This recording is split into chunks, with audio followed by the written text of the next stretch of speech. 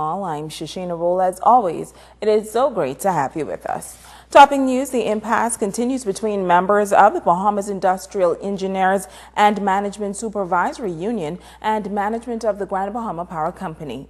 Today, the union staged another protest, but this time they were joined by other labor leaders and a local community activist. The frustration of workers in the Bahamas Industrial Engineers and Management Union continues. This was evident during a silent protest outside the doors of the Grand Bahama Power Company. For months, members of the group have gathered to fight for a number of issues, but on Monday morning, non-union members stood with them in solidarity. Dave Barr, trustee of the TUC, shares why he's lending his support. We know the problems they've been going through, and even with our bills and all the other behemoths that have been fired. I have a lot of friends that work at the River Power, now Grand Bahama Power, and me and them started probably the same time. They have been fired, and other people have been brought in of a foreign national. We think this needs to stop, and we think it needs to stop right now.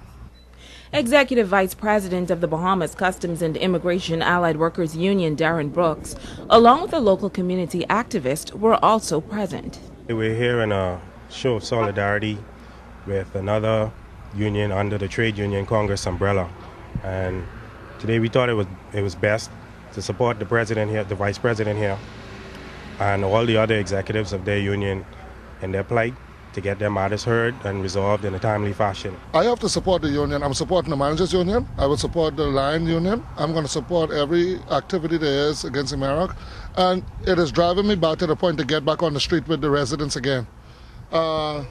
It is frustrating to know that when people don't support you financially, why I have really pulled back on my fight.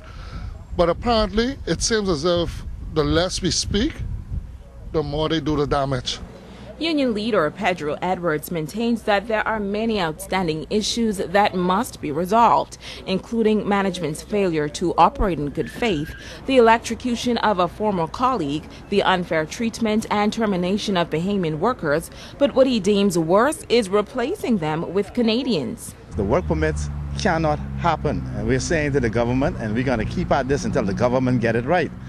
We can't have work permits as a substitution for Bahamians, because Bahamians have to have a stake and be able to feed their families and be able to hold a job because they own a piece of this rock. Okay? It's useless. We might as well just shut the schools down. Okay? I mean, what are we going to be sending kids off to college for if we can let companies come in and just fire people as they wish, and then you give them work permit? The union leader continues the call for the government to not just intervene but take tangible action, noting that they will pursue this fight until all of these matters are resolved. The Urban Renewal 2.0 was mandated to improve the quality of life for Bahamians. While the program is faced with various challenges throughout the country, here on Grand Bahama, poverty is the #1 issue.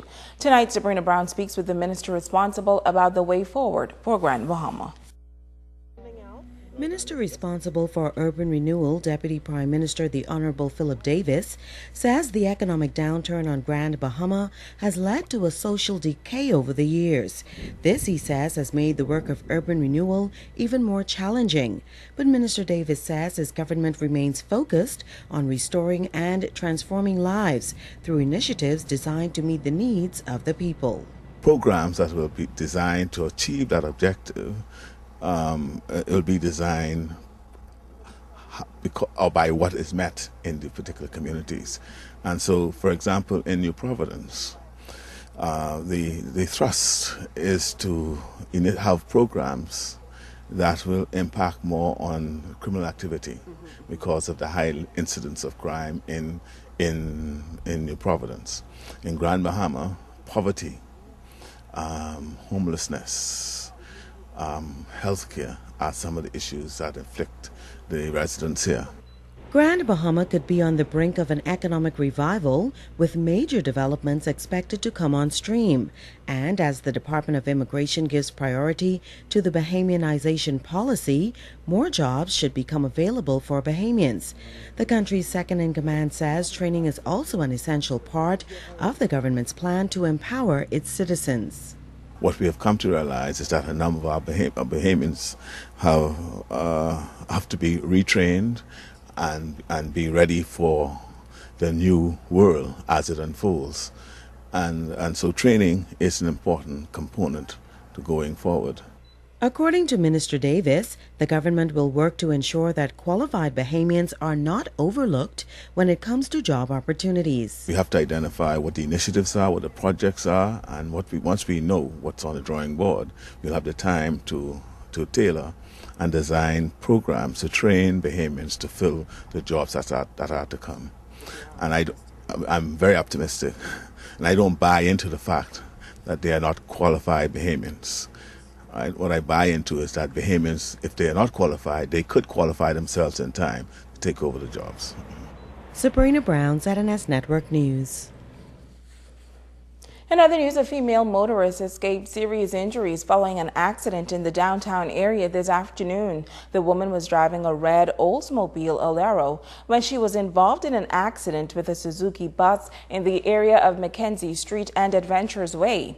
EMS officers were called to the scene and the woman was taken away by ambulance for medical attention. The driver of the bus escaped serious injuries as well. Police are continuing their investigations.